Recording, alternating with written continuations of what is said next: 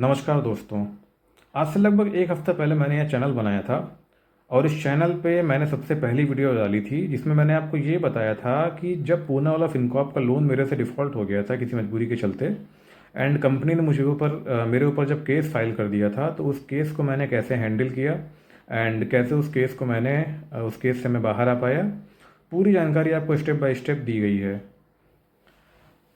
उस वीडियो पे आप लोगों ने मुझे बहुत प्यार दिया, उस वीडियो को आपने बहुत शेयर किया, आपका बहुत बहुत थैंक्स। बहुत अच्छे पॉजिटिव कमेंट मुझे मिले।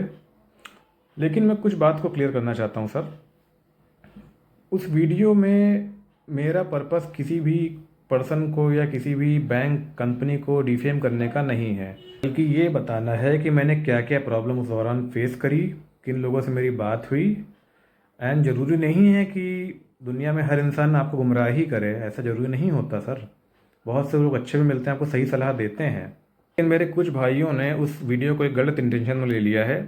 उस वीडियो में कहीं पर भी ये नहीं कह रहा हूँ कि आपको डिफ़ॉल्ट ही करना है, डिफ़ॉल्ट करके आपको सेटलमेंट ही करना है। मैंने सिर्फ आपको गाइड किया है कि अगर मजबूरन आपने किसी कारण से डिफ़ॉल्ट कर दिया है, आप पैसा नहीं कंपनी का दे पाए हो, तो ऐसे में आपको कोर्ट केस को कैसे हैंडल करना है। मैंने उसमें आपको सिर्फ ये जानकारी दी है। उस वीडियो में मेरा कहीं से भी बताने का पर्पस ये नहीं है कि आप लोन को डिफ़ॉल्ट ही कर दो, आप लोन को सेटलमेंट ही कराओ, आप कंपनी को नुकसान ही करो। मेरे पास में कहीं पे भी ये कहने का मतलब नहीं है। एंड दूसरी बात, लोन अगर आप डिफ़ॉल्ट कर देते हो भाई, तो इसमें नुकसान, काफ़ी हद तक नुकसान आपका ही है।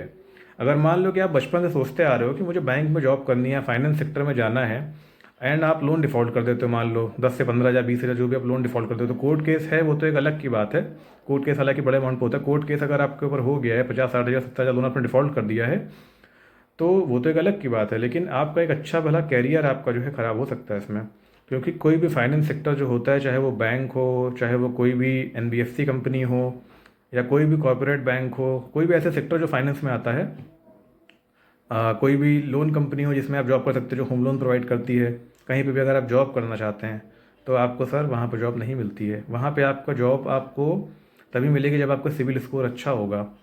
मैं ऐसे बहुत लोगों को जानता हूँ जो अच्छा खासा उनकी बैंकिंग सेक्टर में जॉब चल रही थी, वो बढ़िया एकदम सब कर रहे थे, बट उनका लोन डिफ़ॉल्ट हो गया एंड उनको अपना बैंकिंग सेक्टर से हाथ धोना पड़ा। ठीक है। तो कुल मिला मतलब कहने का मेरा ये है कि उस वीडियो का पर्पस कहीं से भी ये नहीं है कि आपको डिफ़ॉल्ट करके सेटलमेंट ही करना है। सिविल ख़राब होने से लोन आपको आगे नहीं मिलता है, ये तो सच बात है। इसके अलावा और भी बहुत नुकसान होते हैं।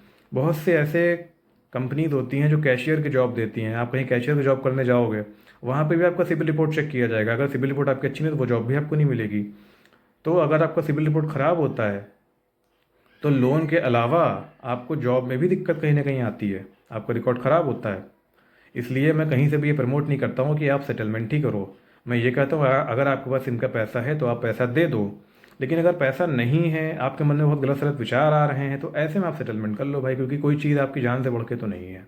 उस वीडियो का पर्पस मेरा बताने का यही था केवल, कि अगर आपके मन में कोई गलत सलत विचार आ रहे हैं, आप कुछ गलत करने को सोच रहे हो, तो वो आप मत करो। आपकी लाइफ से बढ़ के सिविल नहीं होती है। लेकिन अगर आप जानबूझ के डिफ़ॉल्ट कर रहे हो, आप लोन लेते समय ही सोच रहे हो मुझे आगे डिफ़ॉल्ट ही करना है, तो इसमें कहीं ना कहीं नुकसान आपका भी है सर। आपको बहुत दिक्कत आगे चल के हो सकती है, आपका अच्छा भला कैरियर पूरा ख़राब हो सकता है सिर्फ सिविल डिफ़ॉल्ट होने पे। तो आई थिंक उस चीज़ की मैंने कंट्रोवर्सी को मैंने दूर कर दिया है। And thank you for watching this video. And आपने मेरा बहुत सपोर्ट किया, आपने चैनल को ग्रो करने में मेरी हेल्प करी, उसके लिए आपका बहुत बहुत थैंक्स, शुक्रिया।